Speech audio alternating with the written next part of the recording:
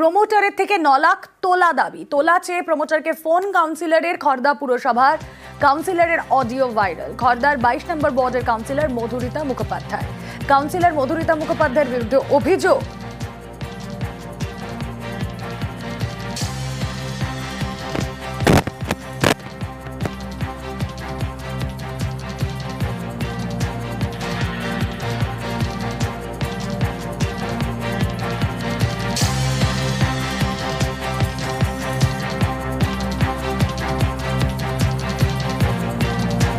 কথা বলবো। প্রতিনিধি সুবীর রয়েছেন আমাদের সঙ্গে। সুবীর, অভিযোগটা কি এক্স্যাক্টলি?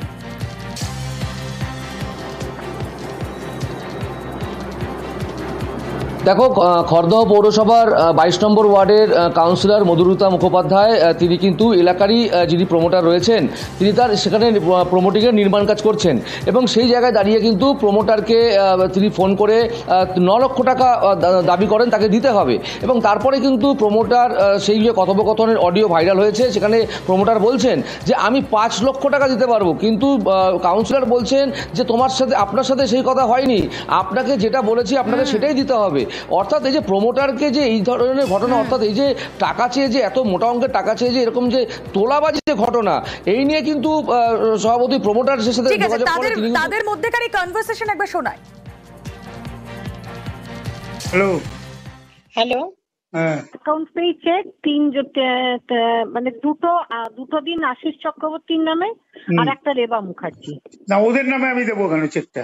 আরে আমার নামে তো চেক আমি জমা দিতে পারবো না একসঙ্গে, আপনি এটা বুঝুন না, দুটো দিন মানে আপনি কত টাকা চেক দিতে বলছেন? আপনি তো নয় কথা হয়েছিল, আপনি দুটো চেক। নয় না, আমি দেখুন, আমি এই যে বক্সিরা আমার সঙ্গে কথা বলে এসছে যে দেখ আমি এই বক্সিরা পয়সা পাচ্ছে না বলে, বক্সিরা বলেছে যে 5 আমাদের সঙ্গে কথা হয়েছে, আপনার সঙ্গে 5 কথা হয়েছে। আমার সঙ্গে হ্যাঁ, 5 কথা হয়েছে। বক্সিদার সঙ্গে টাকার কথা হয়নি, 5 কথা হয়েছে। আপনার সঙ্গে আমার কথা হয়েছে, আপনার সঙ্গে কথা আমার হয়েছিল দাদা, আপনি দেখুন পুরো বাজে কথা বলছেন। না না, 5 আমি দেবো, 5 আমি দেবো। আপনার সঙ্গে তো আমার কথা হয়েছিল, একসঙ্গে আমি ওই অত দিতে হবে, আমি 5 অব্দি দেবো। শুনেন, আপনি দাঁড়ান, আমি একটুখানি কথা বলিনি। হ্যালো আশিস, হ্যালো, হ্যাঁ ওর দাদা তখন 5 বলছেন। আশিস, আপনি বলেছিলেন বেশি, কিন্তু ওরা আবার বলেছে যেহেতু। কি কথা হয়েছিল আশিস বলো? নয় তাহলে বলেছে, বলে ঠিক আছে এটা বলেছে, কারণ তখন ওই লাস্ট সেকেন্ডের কাজটা বাকি ছিল। ছয় করুন, তাহলে আমার একটা আমি এদের দিয়ে দিতে পারবো, ক্লিয়ার করতে পারবো। ঠিক আছে, এখন 5 নিন না, এখন 5 নিন না। আমার সত্যি অসুবিধা, আপনি যেটা রিকোয়েস্ট করছেন আমিও তো মিনিমাম আপনি যখন বলছেন দাদা 2-5 আপনি 6 করে দিন। এটা প্রথমে ভুল স্বীকার, পরে ভুল বদল কাউন্সিলরের তোলাবাজির অডিও ভাইরাল। সেই অডিও আপনাদের শোনালাম। প্রথমে ভুল স্বীকার কাউন্সিলর মধুরিতা মুখোপাধ্যায়ের, কিছুক্ষণ পরেই ভুল বদল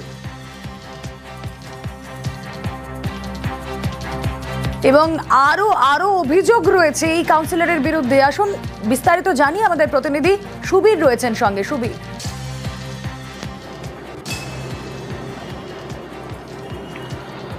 দেখো, শুধু প্রমোটারের কাছে 9 লক্ষ টাকা তোলা চাওয়ার বিষয় নয়, এই জায়গা থেকে ওয়ার্ডের যারা ওয়ার্ডের বাসিন্দা তারা কোথায় যাবেন, তাদের যখন কাজের দরকার পড়বে, তাদের যখন সুবিধা দরকার পড়বে, সেই জায়গা থেকে কাউন্সিলরকে যেতে হবে। কিন্তু কাউন্সিলরের কাছে ওয়ারেশন সার্টিফিকেট চাওয়ার জন্য গিয়েছিলেন ওই এলাকারই একজন বাসিন্দা, কিন্তু ওয়ারেশন সার্টিফিকেট অর্থাৎ বাড়ি বিক্রি করার জন্য এই ওয়ারেশন সার্টিফিকেট দরকার হয়। সে কাউন্সিলরের কাছে ওয়ারেশন সার্টিফিকেট চাইতে গেলে কাউন্সিলর তাকে 50,000 টাকা দাবি করেন। 50,000 টাকার বিনিময়ে ওয়ারেশন সার্টিফিকেট দেবেন, এমনটাই কিন্তু সেই ফোন কলে ধরা পড়ে, সেই অডিও কলে ধরা পড়ে। কিন্তু কাউন্সিলর এই যে ওয়ারেশন সার্টিফিকেটের জন্য 50,000 টাকা চেয়েছেন, তিনি আমাদের পরিষ্কারভাবে জানাচ্ছেন যে এই যে অডিও কল ভাইরাল হয়েছে, সেই অডিও কল অর্থাৎ যে গলার স্বর সেটা তার নয়। সেই জায়গা থেকে হ্যাঁ দিদি, সৌমিক ঘোষ বলছিলাম। হ্যাঁ, কি ব্যাপার বলুন। আরে আপনাদের তো অফিস থেকে ওই বাড়ি থেকে ডেকেছিল, তো গিয়ে কথা বলে এসছে, ওই ব্যাপারে কথা বলছিলাম, ওয়ারেশন সার্টিফিকেট। আচ্ছা, ঠিক আছে, কালকে আসুন, কথা বলবো। আমাদের কাগজটা একটু খুব জরুরি ছিল, তো কাগজটা খুব ইম্পর্টেন্ট, তো তার জন্য যেটা বলেছেন আপনি একটু কম টম করে দেখুন না, অত 50 তো চাপ হয়ে যাবে। আচ্ছা দাদা, দিদি তো বেরিয়ে যাচ্ছে। হ্যাঁ, হ্যাঁ, আপনি বরঞ্চ আসুন কালকে। তো 50 তো দেওয়া সম্ভব না, একটু কম টম করে হবে। আমরা তো বন্ধ করে দিয়েছি, পরে কথা বলছি। হ্যাঁ,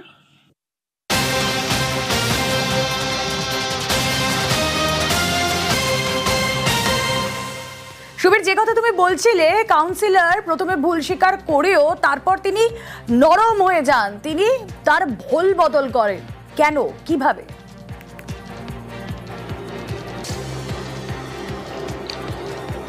দেখো, যখন এই কাউন্সিলর মধুরিতা মুখোপাধ্যায়কে সমস্ত যে অভিযোগ, এই অডিও ভাইরাল, এই সমস্ত নিয়ে যখন তাকে প্রশ্ন করা হয়, তিনি প্রথমে অন্যায় স্বীকার চেয়ে নেন। তিনি বলেন যে আমার প্রমোটারের কাছে এই যে টাকা নেওয়াটা, সেটা আমার অন্যায় হয়েছে, আমি অন্যায় করেছি।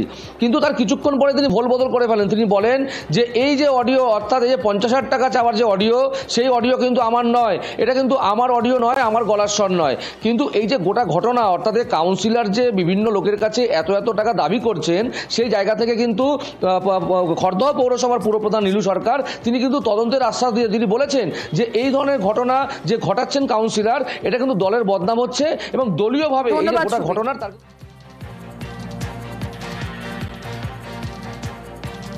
না, আমি নিতে চাইনি। সেটা অন্যায় করেছেন না? অবশ্যই অন্যায় করেছি। কেন? এখন আমি বুঝতে পারছি যে এই জিনিস তার মানে ও আমাকে করিয়েছিল, আমাকে পরে ভাইরাল করবে বলে, বদনাম করবে বলে। ভাইরাল যে অডিও আপনার গলা, এইবার শুনো, আমার গলা তার কি প্রমাণ আছে? নাম্বার 1। দ্বিতীয়ত হচ্ছে, আমাকে ওই যে চেকের কথাটা বলছে, আমাকে সমীর বোস একজনকে ফোন করিয়েছে। সমীর বোস হচ্ছে এখানে একটি ছেলে, ক্রিমিনাল, সে একটি 4 বার জেল খাটা তার, হ্যাঁ, চেয়ারম্যান। ফাঁসাচ্ছে আমাকে, প্রথম দিন থেকে ফাঁসানো হচ্ছে। তাই ফাঁসাচ্ছে উনি প্রথম থেকে, নীলু সরকার। হ্যাঁ, চিঠি দিয়ে জানাবো, যদি আমার সেটাও হয় চিঠি দিয়ে জানাবো আমি। মানুষ আমাদেরকে ভোট দেয়, তাদের পাশে দাঁড়ান। তাদের কি দরকার হয়? একটা সার্টিফিকেট দরকার হয়, কি একটুখানি হসপিটালে কাউকে রেকমেন্ডেশন করার দরকার হয়। মানুষ তো আমাদের কাছে বিরাট কিছু চায় না, টাকা চাইছে, ওয়ারিশন সার্টিফিকেটের জন্য কল রেকর্ড রয়েছে। তো এটা অন্যায় এবং দল এটা নিশ্চয়ই দেখবেন এবং যথোপযথ তার শাস্তি পাওয়া উচিত, এটাই তো বলবো। চিতপুর জোড়া খুনে ফাঁসির সাজা ঘোষণা শিয়ালদা আদালতের। 2015-র 15ই জুলাই বাড়িতে খুন বৃদ্ধ দম্পতি। খুন হন দম্পতি প্রাণগোবিন্দ দাস ও রেণুকা দাস। বৃদ্ধ দম্পতি খুনে গ্রেফতার হয় পরিচারক সঞ্জয় সেন। টাকা ও গয়না লুটের জন্য খুন করে পরিচারক। লোহার রড দিয়ে মাথায় একাধিকবার মেরে খুন।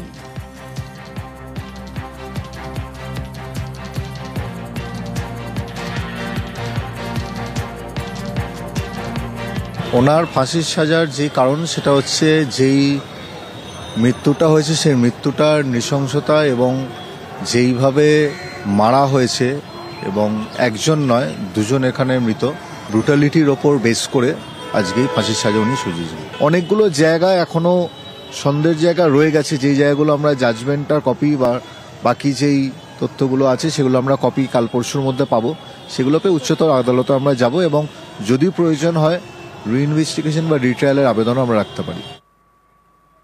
অভিজিৎ সরকার খুনে সাপ্লিমেন্টারি চার্জশিট। এক বিধায়ক ও 2 কাউন্সিলরের নাম চার্জশিটে। সাপ্লিমেন্টারি চার্জশিটে বিধায়ক পরেশ পালের নাম, চার্জশিটে নাম কাউন্সিলর স্বপন সমাদ্দার ও পাপিয়া ঘোষের। চার্জশিটে কলকাতা পুলিশের তৎকালীন ওসি শুভজিৎ সেনের নাম। চার্জশিটের নাম রয়েছে ইন্সপেক্টর রত্না সরকারের। নারকেলডাঙ্গা থানার তৎকালীন হোমগার্ড দীপঙ্কর দেবনাথেরও নাম রয়েছে চার্জশিটে। ভোট পরবর্তী অশান্তিতে নিহত অভিজিৎ সরকার। 21-এর ভোটের পর খুন কাকুরগাছির বিজেপি কর্মী।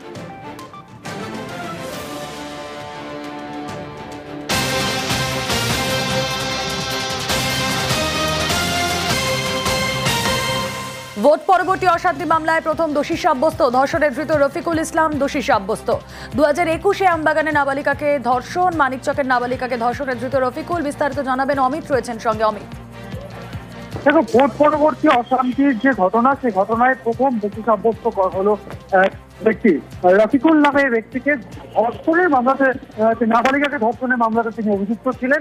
মালদার পক্সো আদালত তাকে দোষী সাব্যস্ত করেছে এবং 4 জুলাই এই ভোট পরবর্তী হিংসার প্রথম ভার্ডিক্ট হতে চলেছে বা রায় ঘোষণা হতে চলেছে রাজ্যে।